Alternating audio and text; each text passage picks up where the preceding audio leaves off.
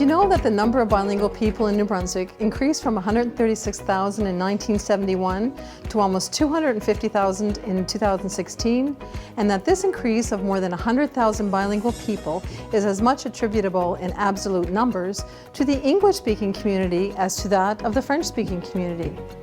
The increase in bilingualism among anglophones is largely due to the fact that younger generations born after the mid-1960s had access to immersion programs. Today, more than 1/3 of students in English schools are enrolled in an immersion program. I'm pleased to meet today with an immersion teacher. Peter Manson, you are originally from British Columbia. Your mother tongue is English, and today you teach French immersion in Fredericton. A rather interesting journey?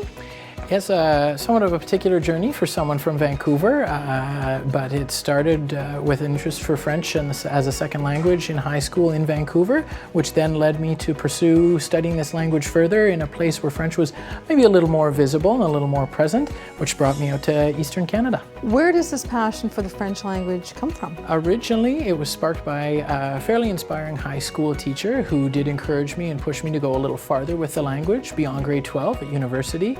And then it was further encouraged once at university by great professors who led me to go study a year in France, which led to an experience of about 3 years in Quebec, and eventually that led into teaching to share this language. What motivates you the most in teaching French? I would say that teaching French as a second language, what motivates me is seeing the aha moments that a lot of youth or teenagers have when learning a second language. They become more and more flexible and at ease learning a second language, and they start to play with it, juggle words, and sort of have fun with the language. So they learn to express themselves differently, but also have fun while doing so.